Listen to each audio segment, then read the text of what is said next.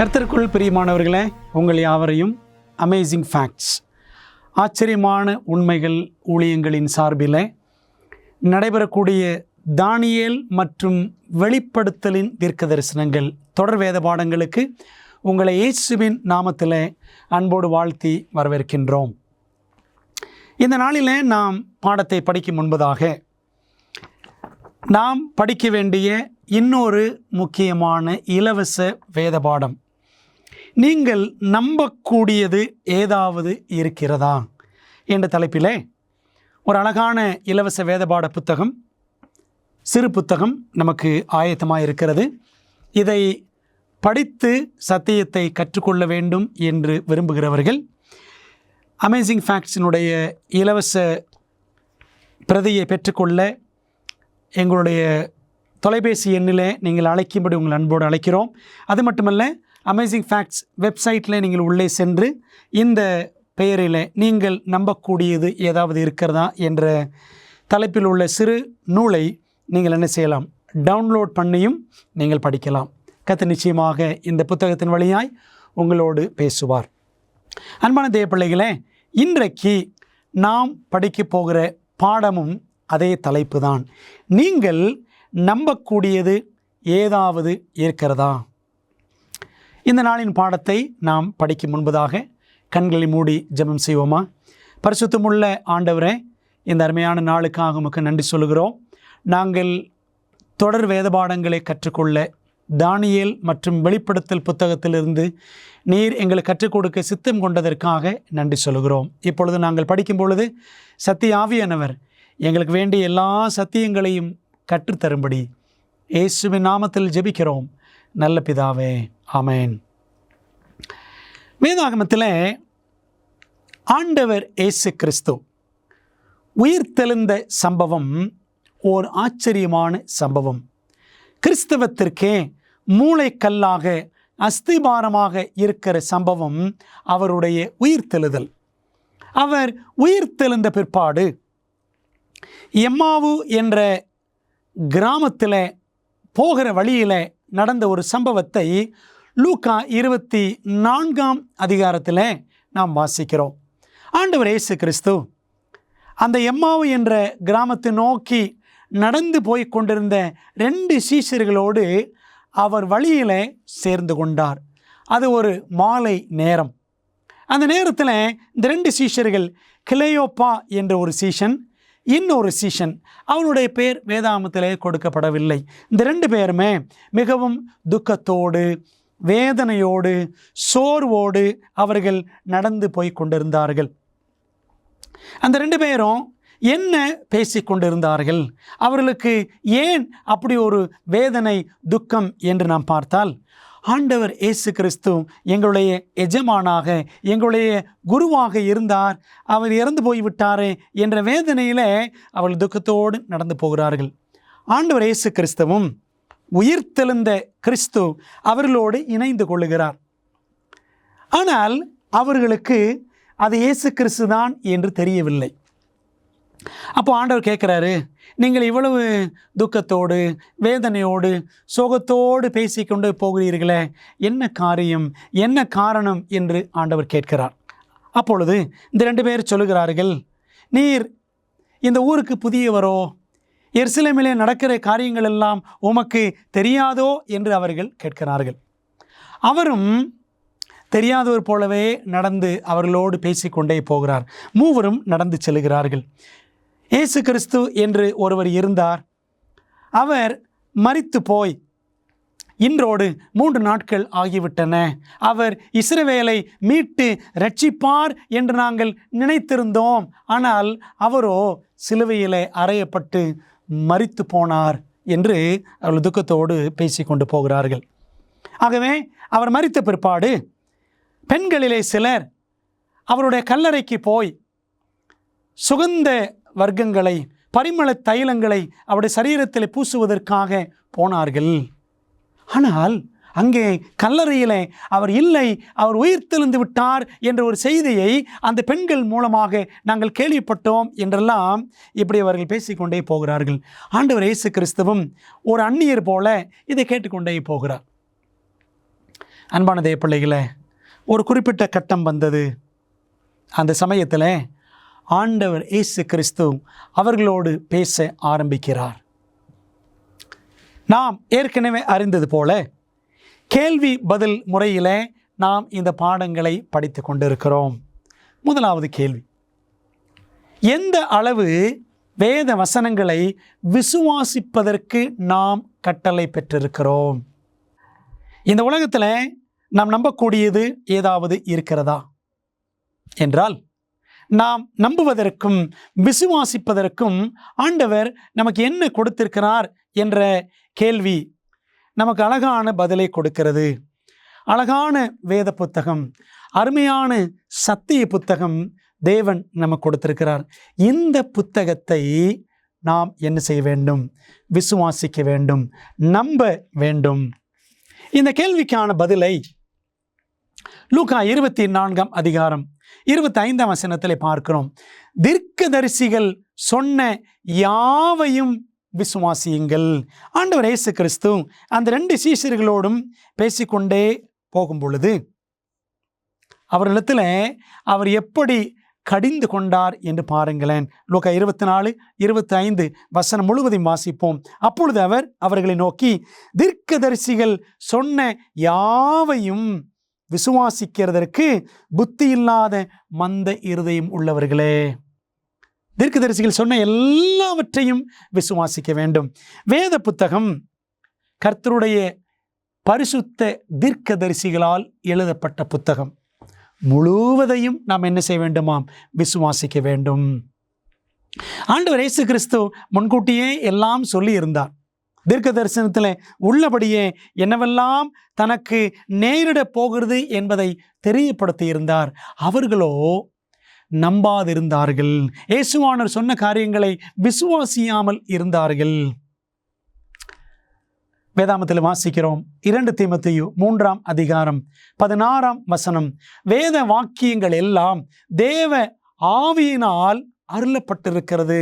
All the scriptures, வேத வாக்கியங்கள் எல்லாம் தேவாவியினாலே அருளப்பட்டிருக்கிறது. அப்படியானால் நாம் இந்த உலகத்தில் வேறு எதையும் நம்ப முடியாது, வேறு எவரையும் நம்ப முடியாது. நாம் நம்புவதற்காக தேவன் கொடுத்திருக்கிற வேத புஸ்தகத்தில் எல்லா வாக்கியங்களையும் வசனங்களையும் நாம் நம்ப வேண்டும். ஏனென்றால் தேவ ஆவியானவர் அதை நமக்கு கொடுத்திருக்கிறார். வேதாகமமும் தீர்க்க தரிசனமும் யாரை வெளிப்படுத்துவதாக இயேசு கூறினார்? சீஷர்களோடு, அந்த 2 பேரோடு பேசிக்கொண்டிருந்த ஆண்டவர் இயேசு கிறிஸ்து அவர் தொடர்ந்து சொல்லுகிறார், பாருங்கள், வேத வாக்கியங்கள் யாரை நமக்கு வெளிப்படுத்துகிறது?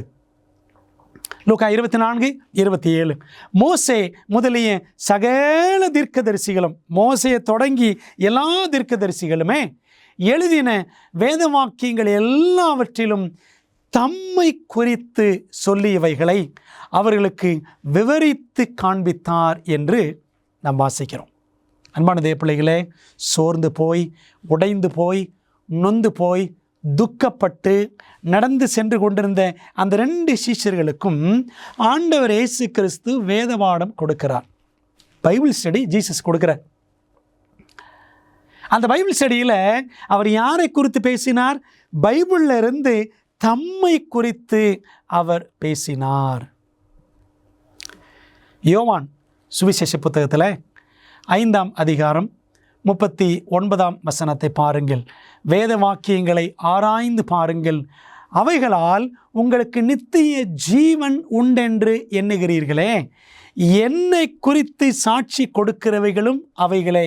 என்னை குறித்து வேத வாக்கியங்கள் எல்லாமே இயேசு கிறிஸ்துவை குறித்து பேசுகின்றன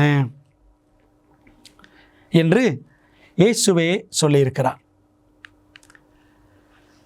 வெளிப்படுத்தின விசேஷம் 1ஆம் அதிகாரத்தில் 1ஆம் வசனம் சொல்லுகிறது, சீக்கிரத்தில் சம்பவிக்க வேண்டியவைகளை தம்முடைய ஊழியக்காரருக்கு காண்பிக்கும் பொருட்டு தேவன் இயேசு கிறிஸ்துவுக்கு ஒப்புவித்தது. நாம் பார்க்கிறோம் அல்லவா, தானியேல், வெளிப்படுத்தல் 2ம் மிக முக்கியமான விசேஷமான தீர்க்க தரிசன புத்தகங்கள். அதில் வெளிப்படுத்தல் 1:1 சொல்லுகிறது, இனி நடக்க போகிற எல்லா காரியங்களையும் தேவன் தம்முடைய ஊழியக்காரருக்கு தெரியப்படுத்தி பிற்பாடு சபைக்கு போக வேண்டும் அந்த சத்தியங்கள் என்பதற்காக இயேசு கிறிஸ்துவுக்கு தேவன் என்ன செய்தாராம்? இந்த வெளிப்பாடுகள் எல்லாம் ஒப்புவிக்கிறார். ஆகவே அப்படி ஒப்புவிக்கப்பட்ட எல்லா வெளிப்பாடுகளும் வேத புத்தகத்திலே அடங்கி இருக்கிறது. ஆக இந்த வேத புத்தகம் முழுவதுமே இயேசு கிறிஸ்துவை நமக்கு காட்டுகிறது என்பதை மிக அழகாக நாம் புரிந்து கொள்கிறோம். இயேசு என்ற பெயருக்கு பதிலாக வேதத்தில் பயன்படுத்தப்பட்டுள்ள மற்றொரு பெயர் என்ன? அநேக பெயர்கள் உண்டு. ஒரு முக்கியமான பெயர் யோவான் 1:1 பாருங்கள். ஆதியிலே வார்த்தை இருந்தது, அந்த வார்த்தை தேவனிடத்தில் இருந்தது, அந்த வார்த்தை தேவனாய் இருந்தது என்று வாசிக்கிறோம்.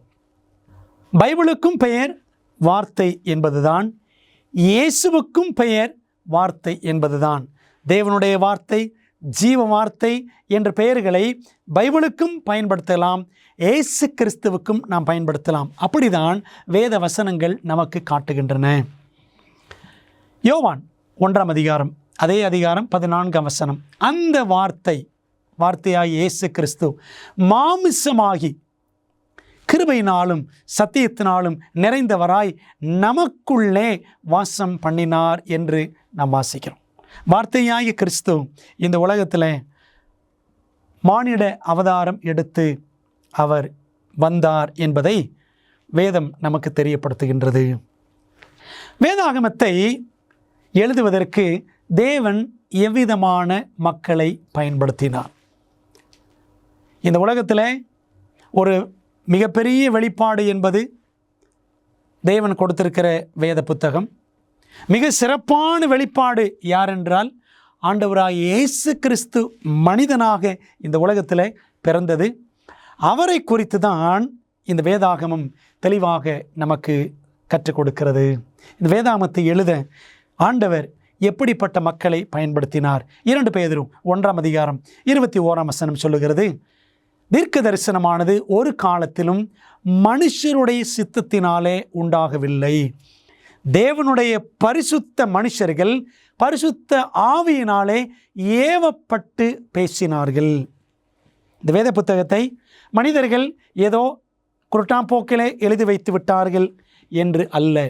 தேவனுடைய பரிசுத்த மனுஷர்கள் பரிசுத்த ஆவியினாலே அவர்கள் தூண்டப்பட்டு ஏவுதல் பெற்று எழுதி வைத்தார்களாம். ஆக அன்பான பிள்ளைகளே, இந்த வேதம் நம்முடைய நம்பிக்கைக்கு உரிய புத்தகமாக தேவன் நமக்கு அருளி இருக்கிறார். உண்மையிலேயே இந்த வேத புத்தகத்தை நாம் நம்புகிறோமா என்பதை நாம் சிந்திக்க வேண்டும். நித்திய வாழ்வு என்பது இயேசுவை அறிவதிலிருந்து வருகிறது. யோவான் 17:3 அப்படித்தான் வாசிக்கிறோம். ஒன்றான மெய் தேவனாகிய உம்மையும் நீர் அனுப்பினவராகிய இயேசு கிறிஸ்துவையும் அறிவதே நித்திய ஜீவன் என்று நாம் அந்த வசனத்தில் படிக்கிறோம்.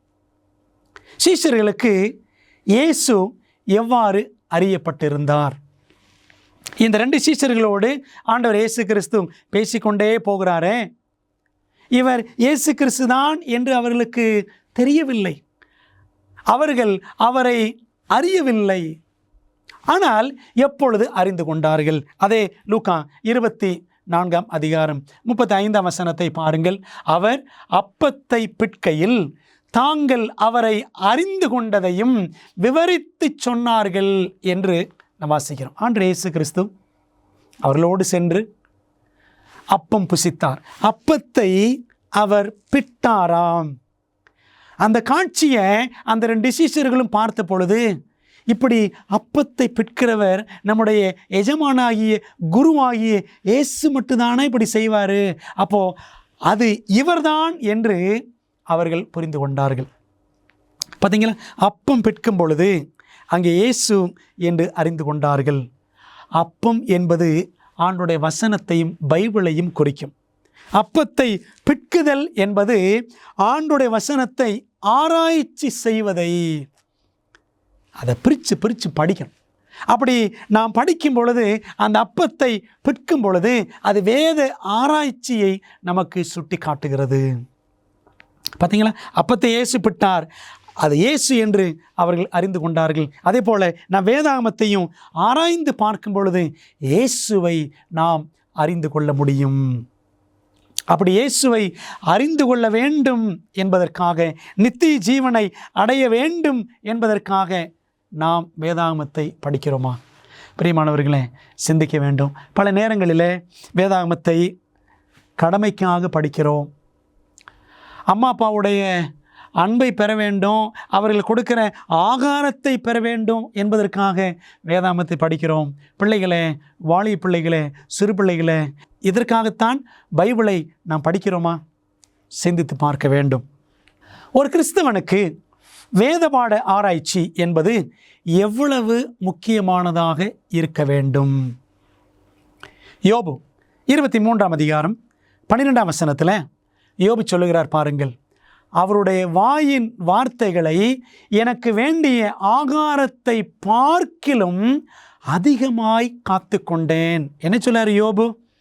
எனக்கு வேண்டிய சாப்பாட்டை காட்டிலும் அவருடைய வாயின் வார்த்தைகள். அந்த காலத்தில், யோபு காலத்தில் பைபிள்லாம் கிடையாது. வாயின் வார்த்தைகள் தான். ஆண்டவருடைய சத்தியங்கள் வாய் வழியாக அப்படியே ஓரலாக ஒவ்வொரு வழியாக மாறி மாறி மாறி சத்தியம் வந்தது. சரிங்களா? அப்போ யோபு காலத்தில் அவர் சத்தியத்தை எப்படி பெற்றார் என்றால், தாத்தா சொல்லிக் கொடுத்தாங்க, அவங்க தாத்தா சொல்லிக் கொடுத்தாங்க, இப்படித்தான் அவர் சத்தியங்களை கேட்டிருந்தார். பார்த்தீங்களா? இப்படி வாய் வழியாக வந்த தேவ வார்த்தைகளையே அவர் ஆகாரத்தை காட்டிலும் அதிகமாய் தன் மனதிலே காத்து கொண்டு கடைபிடித்து வாழ்ந்தாராம். இன்றைக்கி ஆண்டு நமக்கு ஒரு புஸ்தகத்தையே கொடுத்திருக்கிறார். 66 புத்தகங்கள் கொண்ட ஒரு முழு புத்தகம். பழைய ஏற்பாட்டிலே 39 புத்தகங்கள், புதிய ஏற்பாட்டிலே 27 புத்தகங்கள், ஆக மொத்தம் 66 புஸ்தகங்கள். நாம் இந்த அற்புதமான பரலோக புத்தகத்தை அதிகமாய் நேசிக்கிறோமா? ஏன் இந்த வசனத்தை நமக்கு கர்த்தர் கொடுத்திருக்கிறார் என்றால், படிக்கிறோம் பாருங்க. சங்கீதம் 119, 105 உம்முடைய வசனம் என் கால்களுக்கு தீபமும் என் பாதைக்கு வெளிச்சமாய் இருக்கிறது.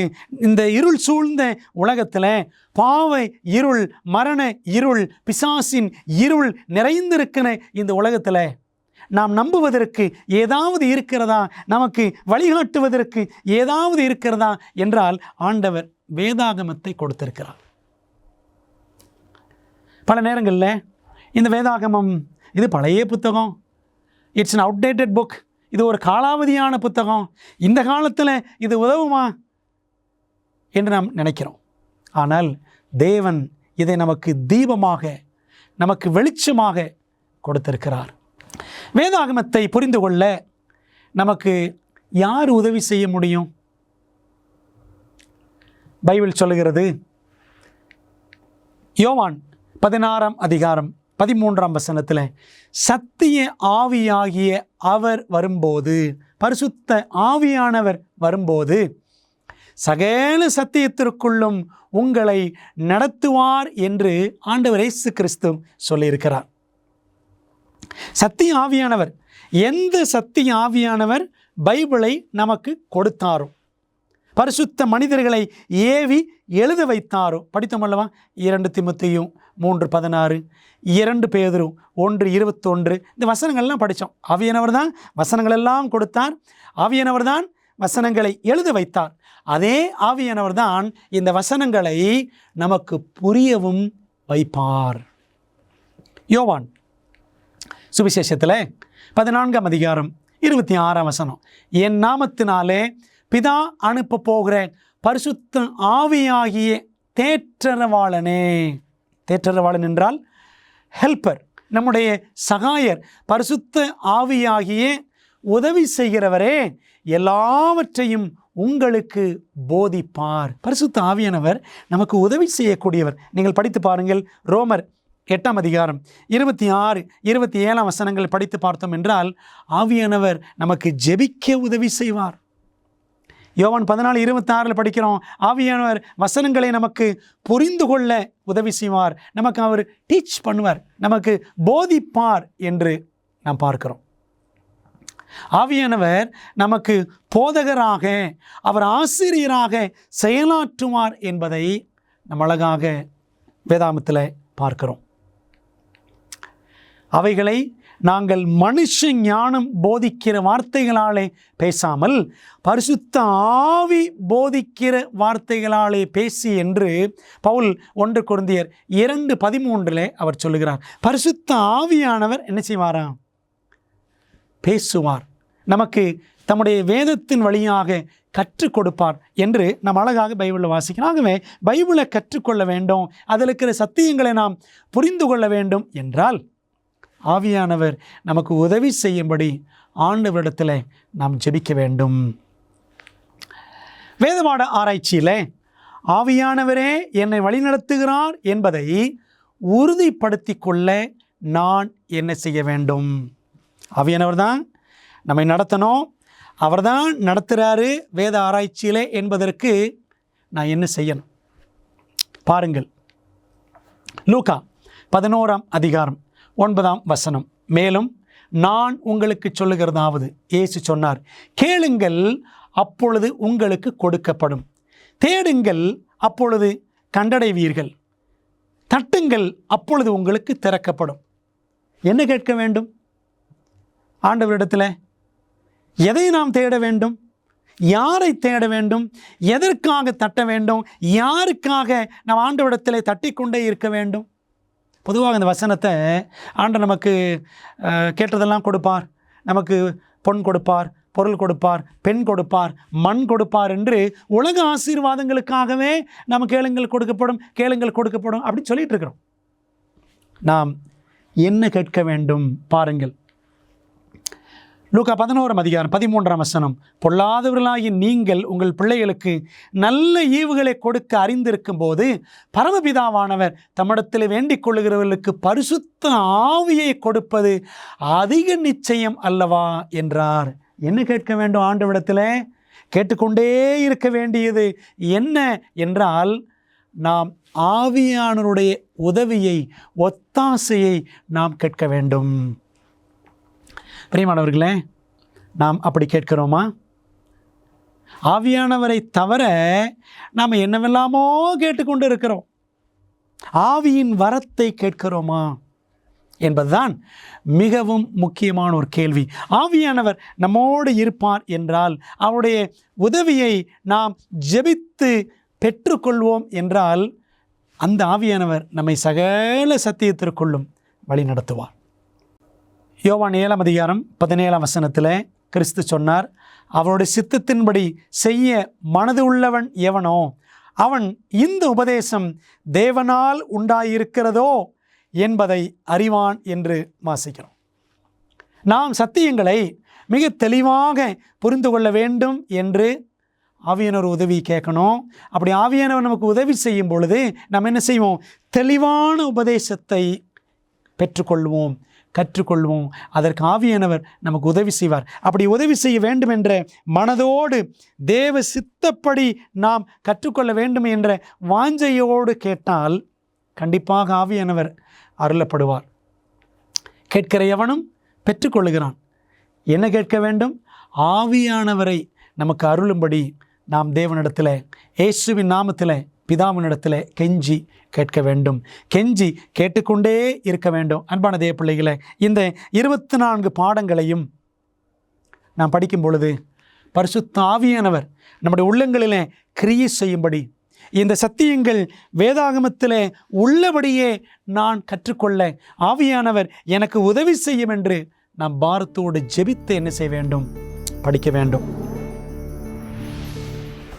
வேதாகம தீர்க்க தரிசனத்தில் வெளிப்படுத்தப்பட்டுள்ளபடி நம்முடைய மோசமான உலகத்திற்கான தேவனின் திட்டத்தை அறிய விரும்புகிறீர்களா? உங்கள் மிகப்பெரிய சவால்களுக்கு நடைமுறையான நம்பகமான தீர்வுகள் வேண்டுமா? ஊக்கமளிக்கும் மற்றும் அறிவூட்டும் ஆச்சரியமூட்டும் உண்மைகள் வேதாகம பாட வழிகாட்டிகள் 27 அழகான வரைகளை மற்றும் நேரடியான பதில்களை புரிந்து கொள்ள எளிதான வகையில் வேதத்தின் அடிப்படையில் சிறப்பான மேலான பாடங்களை வழங்குகின்றது. ஒவ்வொரு ஆய்வு வழிகாட்டியும் உங்கள் வாழ்க்கையின் மிக முக்கியமான உண்மைக்கான பொருத்தமான வேதாகம பதில்களை நோக்கி உங்களை வழிநடத்தும். நான் எப்படி ஆரோக்கியமான ஐக்கியத்தை பெறுவது, இயேசு எப்போது எப்படி மீண்டும் வருவார், மேலும் இப்படி பல கேள்விகளுக்கு உங்கள் எதிர்காலத்தை வாய்ப்பாக விட்டுவிடாதீர்கள். ஆச்சரியமூட்டும் உண்மைகள் வேதாகம பாட வழிகாட்டிகளிடமிருந்து உங்கள் வாழ்க்கையை சத்தியத்துடன் மாற்றுங்கள். ஆங்கிலம், இந்தி, தமிழ் மற்றும் தெலுங்கு மொழிகளில் கிடைக்கிறது. காத்திருக்க வேண்டாம். bookstore.aftv.in என்ற இணையதளம் மூலம் உங்கள் முழுமையான ஆய்வு வழிகாட்டிகளை இன்றே ஆர்டர் செய்யுங்கள். ஜெபத்தோடு செய்யும் வேத தியானம் எவ்வாறு நமக்கு உதவி செய்கிறது பாருங்களேன். இந்த கேள்விக்கு சங்கீதம் 119:11 வசனத்தில் பதிலை நாம் பார்க்கிறோம். நான் உமக்கு விரோதமாய் பாவம் செய்யாதபடிக்கு உமது வாக்கை என் இருதயத்தில் வைத்தேன். ஆண்டவருடைய வசனத்தை உள்ளத்தில் வைத்து வைத்தேன்னா ஆங்கிலத்தில் அந்த வசனத்தை படித்து பாருங்கள். Thy word have I hid in my heart. உம்முடைய வார்த்தையை என் இருதயத்தில் நான் ஒளித்து வைத்தேன், நான் மறைத்து வைத்தேன், அதாவது மனப்பாடம் பண்ணி வைத்தேன் என்ற அர்த்தத்தில் அங்கே இருக்கிறது. அப்படி இந்த வசனத்தை நம்ம படித்து உள்ளே நாம் பத்திரப்படுத்த பாவம் செய்யாதபடிக்கு அந்த வசனம் நம்மை தடுக்கும், பாவத்தை நமக்கு உணர்த்தும், பாவத்திலிருந்து அது நம்மை விலக்கி காக்கும். ஆக ஜெபத்தோடு வேதத்தை நாம் தியானிக்கும் பொழுது இந்த ஆசீர்வாதத்தை தேவன் நமக்கு நிச்சயமாய் கொடுப்பார். அப்படிப்பட்ட தாகத்தோடு நாம் வேதாகமத்தை கற்றுக்கொள்கிறோமா என்பதை நாம் சிந்திக்க வேண்டும். ஆண்டுடைய வசனத்தை ஆராய்வதனால் நமக்கு கிடைக்கக்கூடிய கூடுதலான ஆசீர்வாதங்கள் என்னென்ன ஒவ்வொன்றாக பார்ப்போமே. தேவ வசனத்தினால் உண்டாகும் பொறுமையினாலும், பாருங்க அழகாக பவுல் சொல்றாரு, பொறுமை உண்டாகும். ஆறுதலினாலும், ஆண்டுடைய வசனங்களை படிக்க மனம் ஆறுதல் அடையும். ஆறுதலை நாம் வேறெங்கெல்லாம் போய் தேடிட்டு இருக்கிறோம். நாம் நம்பிக்கை உள்ளவர்களாகும்படிக்கு பாருங்களேன், ஆண்டுடைய வசனத்தினால பொறுமை, ஆறுதல், நம்பிக்கை இதெல்லாம் நமக்கு உண்டாகிறது.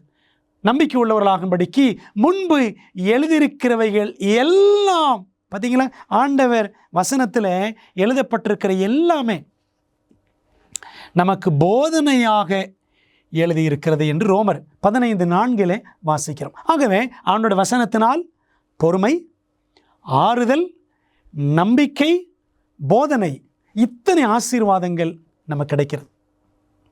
பிரியமானவர்களே, நாம் பெற்றிருக்கிற போதனைகள், உபதேசங்கள் எல்லாம் வேதத்தின் அடிப்படையில்தான் இருக்கின்றனவா என்று நாம் சிந்திக்க வேண்டும். எங்களை போதகர் சொல்லிவிட்டார், என்னுடைய மூத்த தலைவர் சொல்லிவிட்டார் என்று இன்னைக்கு மனிதர்கள் சொல்லுவதை போதனைகளாக, வேத வாக்குகளாக நாம் எடுத்துக்கொள்கிறோமே, அது சரியா? இல்லை. கர்த்தருடைய வேதம் என்ன சொல்லுகிறது என்று நாம் தெளிவாக கற்றுக்கொள்ள வேண்டும். அன்பானவர்களே, தொடர்ந்து நாம் வாசிக்கிறோம் பாருங்க. யாக்கோபு 1:5 உங்களில் ஒருவன் ஞானத்தில் குறைவுள்ளவனாய் இருந்தால், நம்ம எல்லாருமே வேத ஞானத்தில் குறைவுள்ளவர்கள்தான். வேதத்தை நான் முற்றிலும் கற்று தேறிவிட்டேன் என்று யார் சொல்ல முடியும்? யாருமே சொல்ல முடியாது, நானும் சொல்லவே முடியாது. ஆகவே நம்ம எல்லாரும் வேத ஞானத்திலே குறைவுள்ளவர்கள். ஆனால் கர்த்தருடைய வேதம் குறைவற்றது. படித்து பாருங்க, சங்கீதம் 19:7 வாசிக்கிறோம், கர்த்தருடைய வேதம் குறைவற்றதும். ஆகவே இந்த குறைவில்லாத நிறைவான வேதத்தை நாம் ஆழமாய் அதிகமாய் கற்றுக்கொள்ள வேண்டும். உங்களில் ஒருவன் ஞானத்தில் குறைவுள்ளவனாய் இருந்தால் யாவருக்கும் சம்பூரணமாய் கொடுக்கிறவரும் ஒருவரையும் கடிந்து கொள்ளாதவருமாகிய தேவனிடத்தில் கேட்க கடவன், அப்பொழுது அவனுக்கு கொடுக்கப்படும் என்று யாக்கோபு 1:5 நாம் வாசிக்கிறோம். நாம் வேதத்தை படிக்கும் பொழுது எனக்கு எல்லாம் தெரியும் என்ற கண்ணோட்டத்தோடு நாம் படிக்கக்கூடாது. இதில் என்னதான் இருக்குது பார்ப்போமே என்று குற்றம் காணும் நோக்கத்தில் படிக்கக்கூடாது. ஆண்டவரே, நான் ஞானத்திலே குறைவுள்ளவன், எனக்கு கற்றுத்தாரும் என்று நாம் தாழ்மையோடு வேதத்தை ஜெபத்தோடு படிக்க வேண்டும். அன்பான தேவ பிள்ளைகளே, அப்படி ஞானத்தை கேட்டு நாம் படிக்கும் பொழுது கண்டிப்பாக கர்த்தர் அந்த ஞானத்தை நமக்கு தருவார். நீதிமொழிகள் 2ஆம் அதிகாரத்தில் படிக்கிறோம், கர்த்தர் ஞானத்தை தருகிறார் என்று மிக தெளிவாக சாலமோன் எழுதி வைத்திருக்கிறார். வேத ஞானத்தை கேட்கும் பொழுது கண்டிப்பாக தேவன் உங்களுக்கும் எனக்கும் கொடுக்காமல் இருப்பாரோ? எவ்விதமான வேதபாட ஆராய்ச்சி முறையை வேதம் பரிந்துரைக்கிறது? எப்படி பைபிளை நாம் படிக்க வேண்டும் என்று அநேகர் பொதுவாக கேள்விகள் கேட்பது வழக்கம். பைபிளே என்ன சொல்லுகிறது பார்க்கலாமா? ஏசாயா புத்தகம் 28ஆம் அதிகாரம் 10ஆம் வசனம். கற்பனையின் மேல் கற்பனையும், கற்பனையின் மேல் கற்பனையும், பிரமாணத்தின் மேல் பிரமாணமும், பிரமாணத்தின் மேல் பிரமாணமும், இங்கே கொஞ்சமும் அங்கே கொஞ்சமுமாம் என்கிறார்கள் அப்படின்னு வாசிக்கிறோம். இந்த வசனத்தை நீங்கள் ஆங்கிலத்தில் படித்து பாருங்கள். எப்படி இந்த வசனம் முடிகிறது? Here a little and there a little, இங்கே கொஞ்சம் அங்கே கொஞ்சம், கற்பனையின் மேல் கற்பனை, பிரமாணத்தின் மேல் பிரமாணம். என்ன அர்த்தம் அப்படின்னா, பைபிளை படிக்கும் பொழுது இங்கேயும் அங்கேயும் தேடி படிக்க வேண்டும். கர்த்தருடைய புஸ்தகத்தில் தேடி வாசியுங்கள் என்று ஏசாயா 34:16 வசனத்தில் வாசிக்கிறோம். தேடி படிக்க வேண்டும். நிறைய பேர் இன்னைக்கு புதிய ஏற்பாடு மட்டும் போதும், நாம் புதிய ஏற்பாட்டின் காலத்தில் இருக்கிறோம், பழைய ஏற்பாடு வேண்டாம், பழைய ஏற்பாடு தேவையில்லை என்று சொல்கிறார்கள். இங்கே கொஞ்சம் அங்கே கொஞ்சம், இங்கே கொஞ்சம் என்றால் புதிய ஏற்பாட்டிலே, அங்கே என்றால் பழைய ஏற்பாட்டிலே சேர்த்து நாம் படிக்க வேண்டும். அன்பான தேவ பிள்ளைகளே, அப்படி படிக்கும் பொழுது அலசி ஆராய்ந்து படிக்க வேண்டும். அதான் ஏசாயா 28:10 நமக்கு கற்றுத்தரக்கூடிய ஒரு பாடம். அலசி ஆராய்ந்து படிக்க வேண்டும். வேறு எப்படி வேதாமத்தை படிக்க வேண்டும்? 1 கொரிந்தியர் 2ஆம் அதிகாரம் 13ஆம் வசனம். அவைகளை நாங்கள் மனுஷ ஞானம் போதிக்கிற வார்த்தைகளாலே பேசாமல் பரிசுத்த ஆவி போதிக்கிற வார்த்தைகளாலே பேசி ஆவிக்குரியவைகளை ஆவிக்குரியவைகளோடு சம்பந்தப்படுத்தி காண்பிக்கிறோம். அந்த வார்த்தையை கவனிங்க, சம்பந்தப்படுத்தி காண்பிக்கிறோம் என்று 1 கொரிந்தியர் 2:13 பவுல் சொல்கிறார்.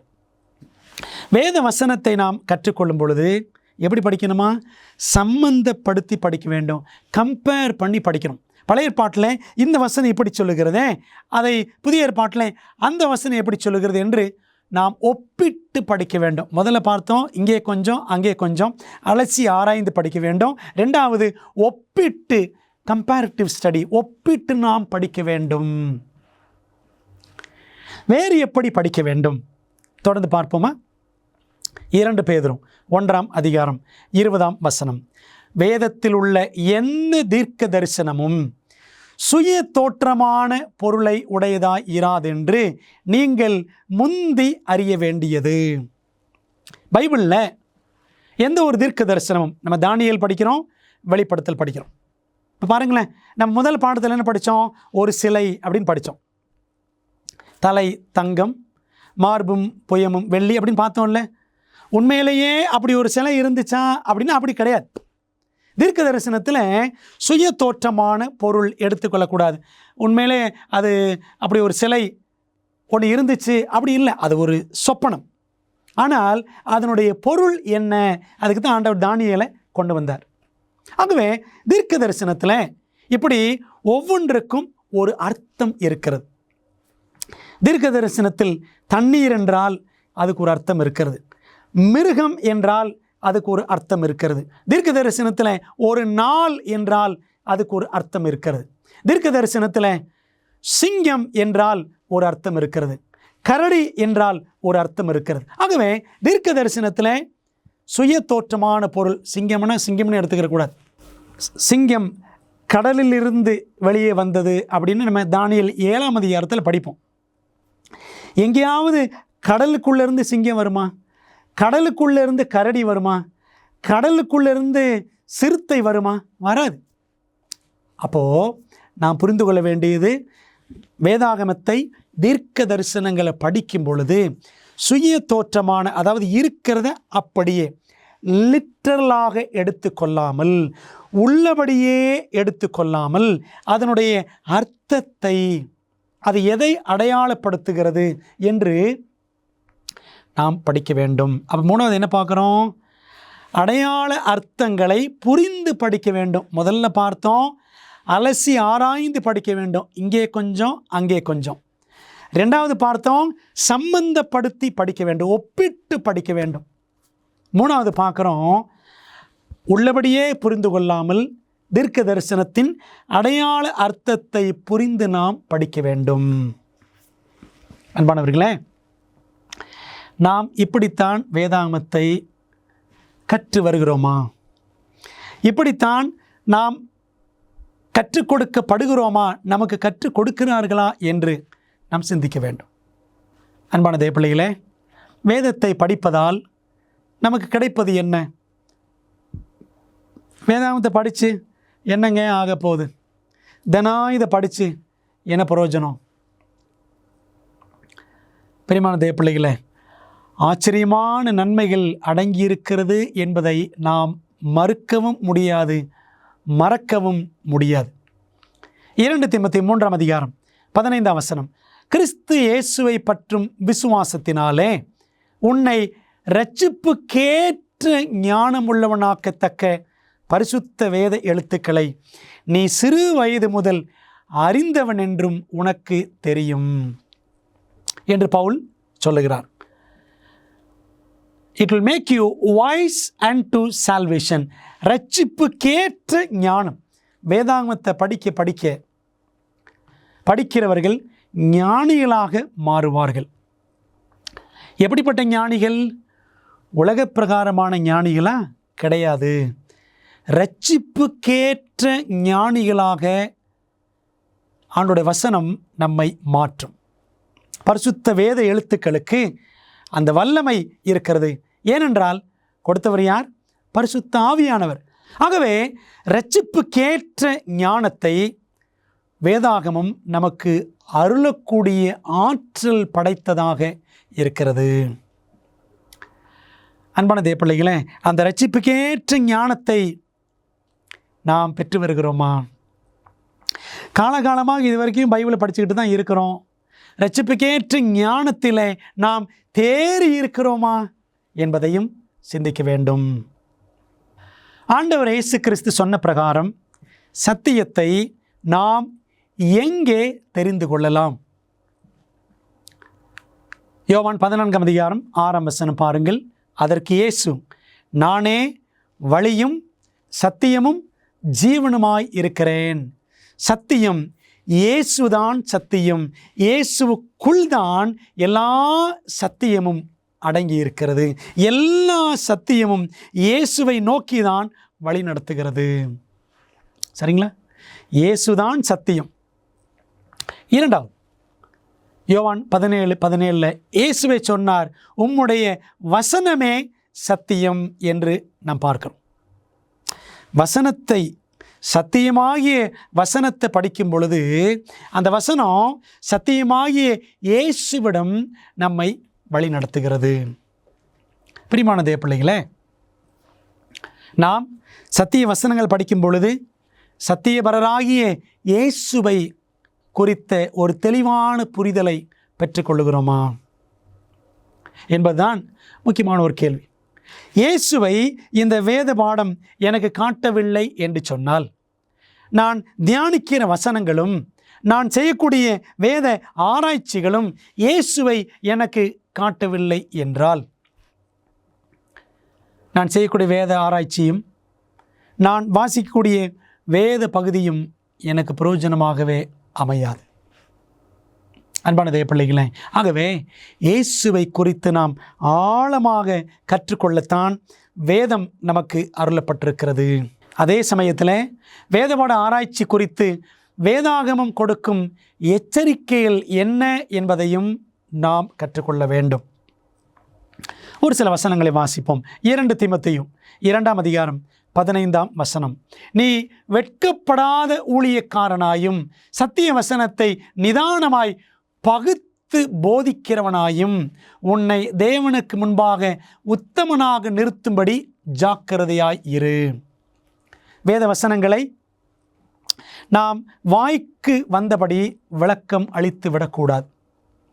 எப்படி விளக்கம் கொடுக்கப்பட வேண்டும்? திருவசனத்தை பகுத்து போதிக்க வேண்டும். அதனுடைய அர்த்தத்தை அறிந்து உணர்ந்து சரியான விதத்திலே போதிக்க வேண்டும். இதை கேட்டுக்கொண்டிருக்கிற கர்த்தருடைய பிள்ளைகளே, வேதாகமத்தை சரியான விதத்தில்தான் நம்முடைய திருச்சபைகளிலே நமக்கு போதிக்கிறார்களா? ஆவியானவர் சொல்லுகிறபடி நமக்கு போதிக்கிறார்களா? இயேசுவை நமக்கு தெளிவாக காண்பித்து இயேசுவாகிய சத்தியத்திடம் நம்மை வழிநடத்தும் விதத்தில் போதிக்கிறார்களா என்று நாம் சிந்திக்க வேண்டும். பகுத்து திருவசனத்தை, சத்திய வசனத்தை நிதானமாய் பகுத்து போதிக்கிறவர்கள் நமக்கு தேவை. நாமும் அப்படிப்பட்டவர்களாகவே நிதானமாய் பகுத்து போதிக்கிறவர்களாகவே மாற வேண்டும். எல்லாரும் வேதாமத்தை கற்றுக் கொடுக்கிறவர்களாக மாற வேண்டும் என்று தேவன் விரும்புகிறார். அப்போ தான் இந்த சத்தியத்தை நம்ம எல்லாரும் கொண்டு போக முடியும். ஆண்டவர் சீக்கிரமாக வர முடியும். நம் ஊழியத்தை முடிக்க வேண்டும் அல்லவா? பிரியமான தேவனுடைய பிள்ளைகளை, இந்த 24 பாடங்களையும் கற்றுக்கொள்ளும் பொழுது நீங்கள் ஒரு நல்ல பைபிள் டீச்சராக, சத்தியத்தை மற்றவர்களுக்கு எடுத்து சொல்லக்கூடிய ஒரு வேதாகம ஆசிரியராக நீங்கள் மாற வேண்டும். அதான் தேவனுடைய சித்தம். எல்லாருக்கும் போய் சொல்லிக் கொடுக்கணும். அதுக்கு தான் இந்த சத்தியங்களை நாம் படிக்கின்றோம். நாம் கவனிக்க வேண்டிய அடுத்த முக்கியமான எச்சரிக்கை 2 பேதுரு 3:16 பேதுரு சொல்லுகிறார், எல்லா நிருபங்களிலும் இவைகளை குறித்து பேசியிருக்கிறான். அவன் சொன்னவைகளில் சில காரியங்கள் அறிகிறதற்கு அரிதாயிருக்கிறது. பேதுரு பவுலை பற்றி சொல்லுகிறார். கல்லாதவர்களும் உறுதி இல்லாதவர்களும் மற்ற வேத வாக்கியங்களை புரட்டுகிறது போல தங்களுக்கு கேடு வரத்தக்கதாக இவைகளையும் புரட்டுகிறார்கள். வேத வசனத்தை போதிக்கும் பொழுது நாம் புரட்டி போதித்து விடக்கூடாது. வேதத்தில் உள்ளதை படித்து இல்லாத தவறான போதனைகளை கொடுத்து விடக்கூடாது. உதாரணத்துக்கு பாருங்களேன், ஓரிகன் என்று ஒரு சர்ச் ஃபாதர் இருந்தார். கிபி 4ஆம் நூற்றாண்டில் ஆரிகன். பைபிள் ஆண்டு சொல்லியிருக்கிறார்ல, உன் கண் உனக்கு இடர் உண்டாக்கினால் அதை பிடுங்கி எறிந்து போடு, உன் கை உனக்கு இடர் உண்டாக்கினால் அதை வெட்டி போடு. நீ 2 கைகள் உடையவனாய் அல்லது 2 கண்கள் உடையவனாய் நரகத்திற்கு போவதை பார்க்கிலும் ஒற்றை கண்ணனாய் ஒற்றை கையனாய் பரலோகத்துக்கு போவது நலமாயிருக்கும் என்று சொன்னாரே. அந்த வசனத்தை அப்படியே எடுத்துட்டு ஓரிகன் போதித்தாராம், நம்ம உண்மையில் கையை வெட்டிக்கணும், கண்ணை பிடுங்கி விட வேண்டும். அப்படி தான் அவர் போதித்தாராம். வேத வசனத்தை புரட்டுவது, அப்படி நாம் போதித்து விடக்கூடாது. மிகவும் ஞானமாக திருவசனங்களை நிதானமாய் பகுத்து போதிக்க வேண்டும் என்ற எச்சரிப்பை தேவன் நமக்கு கொடுக்கிறார். மற்ற எல்லா மதங்களின் போதனைகளையும் கோட்பாடுகளையும் நாம் எவ்வாறு சோதித்து அறிவது? இன்னைக்கு உலகத்தில் ஏராளமான மதங்கள் இருக்கின்றன, ஏராளமான கோட்பாடுகள், சித்தாந்தங்கள் இருக்கின்றன. எப்படி நாம் இது சரியா தவறா என்று கண்டறிவது? அப்போஸ்தலர் 17:11 வசனத்திலே பாருங்கள், பெரோயா பட்டணம் என்ற ஒரு பட்டணம் இருந்தது, தெசலோனிக்கேயா என்ற ஒரு பட்டணம் இருந்தது. காரியங்கள் இப்படி இருக்கிறதா என்று தினந்தோறும் வேத வாக்கியங்களை ஆராய்ந்து பார்த்ததினால், யார் ஆராய்ந்து பார்த்தார்கள்? பெரோயா பட்டணத்தார் ஆராய்ந்து பார்த்ததினால் தெசலோனிக்கேயில் உள்ளவர்களை பார்க்கிலும் இந்த பெரோயா பட்டணத்தார் நற்குணசாலிகளாய் இருந்தார்கள் என்று வாசிக்கிறோம். 2 பட்டணங்கள், ஒரு பட்டணம் பெரோயா, இன்னொரு பட்டணம் தெசலோனிக்கேயா. இந்த 2 பட்டணத்தில் உள்ளவங்களுமே பைபிளை படிப்பாங்க, நன்றாக ஆராய்ச்சி செய்வார்கள். ஆனால் இந்த தெசலோனிக்கேயில் இருந்தவங்களை காட்டிலும் பெரியன்ஸ், இந்த பெரோயா பட்டணத்தார் இன்னும் தினந்தோறும் ஆராய்ந்து பார்த்து இப்படி இருக்கிறதா பைபிளில் ஆச்சரியத்தோடு ஆராய்ந்து பார்த்து ரிசல்ட் என்ன? அவர்கள் நற்குணசாலிகளாய் மாறினார்கள். ஆங்கிலத்தில் படிக்கிறோம், they became Bereans became more noble because of studying God's word.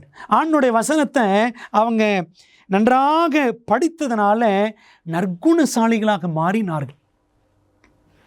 நீங்களும் இந்த சத்திய வேதத்தின் உண்மைகளை கற்றுக்கொள்ள இயேசுவை நாம் பார்ப்போம். இயேசுவினுடைய குண அழகை நாம் பார்ப்போம். மட்டுமல்ல, அவருடைய குண அழகு நம்முடைய வாழ்க்கையிலும் பிரதிபலிப்பதற்கு ஆவியானவர் நமக்கு உதவி செய்வார். அதுக்குத்தான் நாம் சத்தியங்களை படிக்கின்றோம். நாம் இந்த மற்ற மதங்களை குறித்தெல்லாம் படிக்கும் பொழுது, மற்ற மதங்களின் போதனைகள் எல்லாம் படிக்கும் பொழுது நாம் பார்க்க வேண்டிய காரியம், இந்த மதங்கள் மெய்யான பலியாகிய கிறிஸ்துவை காட்டுகிறதா அப்படின்னு பார்க்கணும். கிறிஸ்துவை காட்டாத எந்த மதமும் மார்க்கமும் உண்மையான மதம், உண்மையான மார்க்கம் அல்ல. ஏசாயா 8:20 வாசிக்கிறோம், வேதத்தையும் சாட்சியாகமத்தையும் கவனிக்க வேண்டும். இந்த வார்த்தையின்படியே சொல்லாவிட்டால் அவர்களுக்கு விடியற் காலத்து வெளிச்சம் இல்லை. வேதம் என்பதை நீங்கள் ஆங்கில பைபிளில் பாருங்கள், லா என்று போட்டிருக்கும்.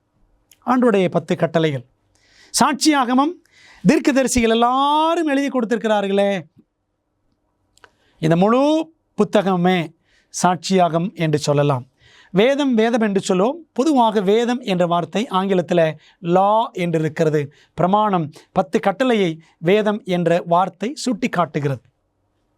நீங்கள் அதை கிங் ஜேம்ஸ் வெர்ஷனில் இதே ஏசாயா 8:20 KJVயில் படித்து பாருங்கள். வேதம் என்ற இடத்துல to the law and to the testimony, வேதம் சாட்சியாகமம். அந்த வேதம் என்பதற்கு லா என்று போட்டிருக்கும். சாட்சியாகம் என்றால் தீர்க்கதரிசிகள் எல்லாரும் எழுதின தொகுப்பு தான் சாட்சியாகமம். ஆகவே 10 பிரமாணங்கள் ஆண்டுடைய முழு வேதாகமம். இதன் அடிப்படையில் நாம் படிக்கிற காரியங்கள் சத்தியங்கள் இருக்கிறதா என்று பார்க்க வேண்டும். இந்த வார்த்தையின்படி இல்லாவிட்டால் அவர்களுக்கு விடியற் காலத்து வெளிச்சம் இல்லை என்று நாம் பார்க்கிறோம். பாருங்கள், ஆண்டவர் இயேசு கிறிஸ்து கூட எப்படி அந்த 2 சீஷர்களுக்கு போதித்தார். எம்மாவு கிராமத்துக்கு போய் கொண்டிருந்த இந்த சீஷர்கள் மோசையை தொடங்கி தீர்க்கதரிசிகள் எல்லாரும் சொன்ன காரியங்கள், சங்கீதங்கள் எல்லாத்திலிருந்தும் அவர்களுக்கு எடுத்துரைத்தார் என்று நாம் வாசிக்கிறோம். லூக்கா 24ஆம் அதிகாரத்தை நீங்கள் வாசித்து பாருங்கள். திரும்பவும் அந்த அதிகாரத்துக்கு நாம் வருவோம். எம்மாவு கிராமத்துக்கு போகும் வழியில் மனம் சோர்ந்திருந்த 2 சீஷர்களுக்கு இயேசு வேதாகமத்தை விளக்கி காட்டின போது என்ன நடந்தது? வாசிக்கலாமா? லூக்கா 24:32. வழியிலே அவர் நம்முடனே பேசி வேத வாக்கியங்களை நமக்கு விளங்க காட்டின பொழுது நம்முடைய இருதயம் நமக்குள்ளே கொழுந்து விட்டு எரியவில்லையா என்று சொல்லிக் கொண்டார்கள். ஆண்டவர் இயேசு கிறிஸ்து அந்த 2 பேருக்கும் பைபிள் ஸ்டடி வேத பாடம் கொடுக்க அவர்களுடைய உள்ளம் கொழுந்து விட்டு எரிந்ததாம். பிரியமானவர்களே, நமக்கும் அதே ஆசீர்வாதம்தான். வசனங்களை படிக்க தியானிக்க ஆராய நம்முடைய இருதயம் கொழுந்து விட்டு எரியும். அந்த ஒரு தாகம் நமக்கும் வேண்டுமல்லவா? இயேசு உயிரோடு இருக்கிறார் என்றும் தீர்க்க தரிசனங்களை அவர் விளக்குகிறதையும் கேட்ட அந்த 2 சீஷர்கள் என்ன செய்தார்கள் பாருங்கள். லூக்கா 24:33. அந்நேரமே எழுந்திருந்து ஆண்டவர் இயேசு கிறிஸ்து வேதபாடம் கொடுத்தாரு, அப்புறம் மறைந்து போனார். அந்நேரமே எழுந்திருந்து எருசலேமுக்கு திரும்பி போய் 11 அவர்களோடு இருந்தவர்களும் கூடியிருக்க கண்டு, எல்லாரும் கூடியிருந்தாங்க, அவங்ககிட்ட போய் சொன்னாங்களாம், உயிர்த்தெழுந்த இயேசுவை நாங்கள் கண்டோம். வேதத்திலிருந்து அவர் எங்களுக்கு வேதபாடங்களை கற்றுக் கொடுத்தார். எங்கள் கண்கள் திறக்கப்பட்டன, எங்களுடைய இருதயங்கள் கொழுந்து விட்டு எரிகின்றன. இயேசுவை, உயிர்த்தெழுந்த இயேசுவை அறிவிப்பதற்காக ஓடோடி வந்தோம் என்று அவர்கள் சொன்னார்கள். அன்று அவர்கள் தொடங்கின ஓட்டம் அந்த சீஷர்கள் எல்லாம் இரத்த சாட்சியாக மரிக்கிற வரைக்கும் உலகத்தின் முடிவு பரியந்த சத்தியங்களை கொண்டு செல்கிற வரைக்கும் அவர்கள் சாட்சியாக ஊழியத்தை செய்தார்கள். பிரியமான தேவப்பிள்ளைகளே, சத்தியங்களை படிக்க படிக்க, வேதாகமத்தை ஆராய ஆராய நாம் சும்மா இருக்க மாட்டோம், ஊழியம் செய்வோம். பிரியமான தேவப்பிள்ளைகளே, இது கடைசி காலம் அல்லவா? இரட்சகர் இயேசு கிறிஸ்து சீக்கிரம் வரப்போகிறார். ஊழியம் செய்ய வேண்டும். வேதாகமத்தை அறிந்திருந்தால்தானே ஊழியம் செய்ய முடியும். ஆக அன்பான தேவப்பிள்ளைகளே, வேதத்தை முழுமையாக புரிந்து கொண்டு அதை பின்பற்ற விரும்புகிறீர்களா? இந்த நாளோடு 2 பாடங்களை தானியேல் மற்றும் வெளிப்படுத்தல் தீர்க்க தரிசனங்களில் நாம் முடிக்கிறோம். அடுத்த 3வது பாடத்திற்கு நாம் ஜெபத்தோடு ஆயத்தமாவோம். இன்றை கேட்ட சத்தியத்தின்படி ஆண்டுக்கு ஒப்பு கொடுத்து நாம் ஜெபம் செய்வோமா? நல்ல பிதாவே, பரிசுத்த ஆவியானவர் மூலமாக இயேசுவை வெளிக்காட்டும் சத்திய புத்தகத்தை, வேதாகமத்தை எங்களுக்கு கொடுத்திருக்கிறீர். அதை கருத்தாய் கற்றுக்கொள்ள சத்திய ஆவியானவர் எங்களுக்கு உதவி செய்யும். அதை கருத்தாய் போதிக்கவும் எங்களை ஆயத்தப்படுத்தும். தொடர்ந்து இந்த பாடங்களில் கர்த்தர் எங்களுக்கு கற்றுத்தாரும். இயேசுவின் நாமத்தில் ஜெபிக்கிறோம் நல்ல பிதாவே, ஆமென். அன்பானவர்களே, கர்த்தர் உங்களை ஆசீர்வதிப்பாராக. ஆமென்.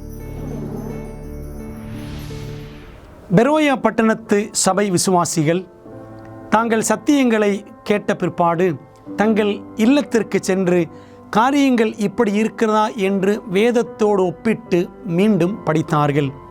அதுபோலவே நீங்களும் செய்ய வேண்டும் என்று நாங்கள் விரும்புகிறோம். இந்த தீர்க்க தரிசன தொடர் கூட்டங்களில் ஒவ்வொரு நாளும் உங்களுக்கு அந்தந்த நாளுக்குரிய செய்தி சம்பந்தமான இலவச பிரதி அறிமுகப்படுத்தப்படுகிறது. ஆகவே அந்த இலவச பிரதியை நீங்கள் திரையில் தெரியும் தொலைபேசி எண்ணை பயன்படுத்தி எங்களோடு தொடர்பு கொண்டு பெற்றுக்கொள்ளலாம். அல்லது எங்களுடைய வெப்சைட்டுக்குள்ளே சென்று நீங்கள் அதை பதிவிறக்கம் செய்து கொள்ளலாம். நீங்கள் அந்த புத்தகங்களை பெற்றுக்கொண்டு படித்து வேதத்தில் உள்ளபடியே கற்றுக்கொள்ளுங்கள்.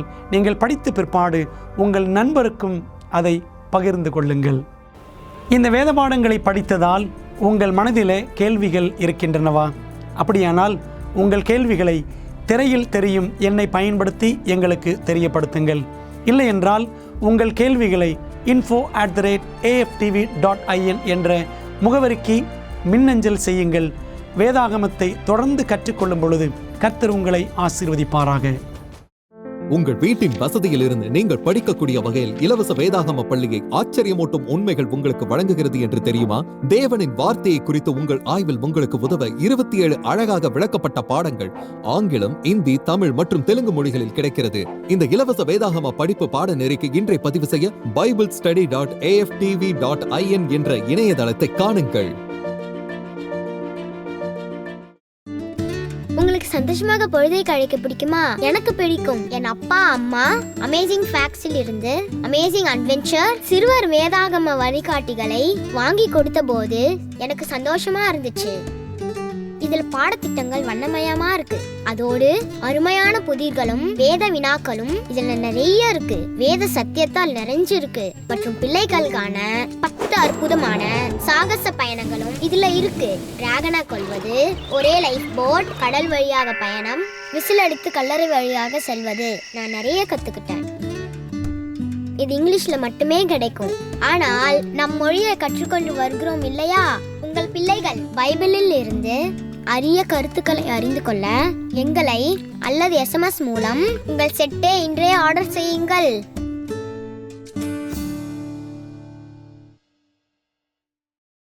வேத பாட ஆராய்ச்சியில் போதுமான ஆச்சரியமான உண்மைகளை ஆய்வு செய்ய விருப்பமா?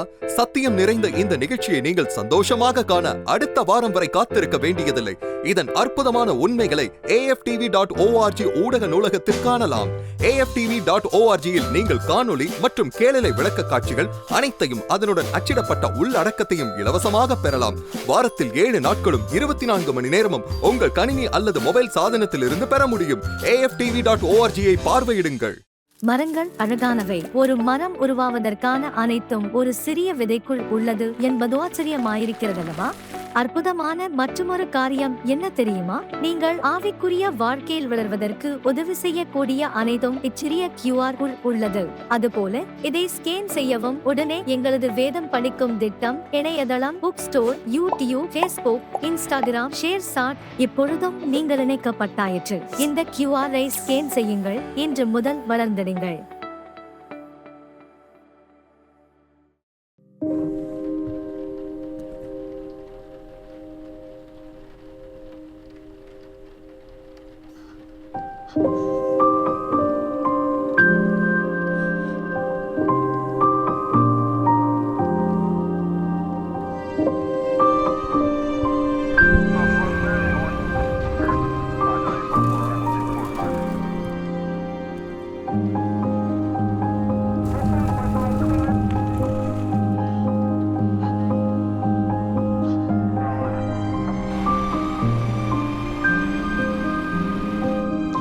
உங்கள் கூட்டம் ஒன்றாக கூடி வர முடியும். இனி வலி இல்லை, இனி காவல் நிலையம் இல்லை, இனி நோயும் இல்லை, மரணமும் இல்லை, துக்கமும் இல்லை. மேலும் அன்பான நண்பர்களே, நம் உலகில் இந்த வேதனையும் துயரமும் நாம் அனுபவிக்க வேண்டும் என்பது நம் தேவனின் நோக்கமில்லை. அவர் தனது சித்தமான யாவையும் நமக்கென வைத்து போயிருக்கிறார். சாந்த குணமுள்ளவர்கள் பாக்கியவான்கள். நான் பசியாய் இருந்தேன், நீங்கள் எனக்கு போஜனம் கொடுத்தீர்கள். மிகவும் சிறியவர்களாகிய இவர்களில் ஒருவனுக்கு என் சகோதரா எதை செய்யாதிருந்தீர்களோ அதை எனக்கே செய்யாதிருந்தீர்கள்.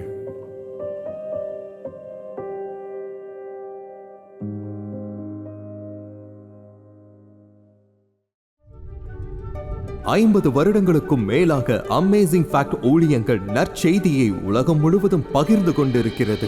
இயேசுவின் சித்தத்தின்படி அனைத்து மக்களுக்கும் நித்திய சுவிசேஷத்தை அறிவித்துக் கொண்டிருக்கிறது. உங்கள் ஜெபத்திற்கும் ஆதரவிற்கும் நன்றி. எங்கள் குழுவினரில் ஒருவர் உங்களுக்காக சிறப்பு ஜெபம் செய்ய நீங்கள் விரும்பினால் திரையில் தெரியும் எண்ணை பயன்படுத்தி எங்களை அழையுங்கள் அல்லது உங்கள் ஜெப குறிப்பை prayer@aftv.in என்ற முகவரிக்கு மின்னஞ்சல் செய்யுங்கள்.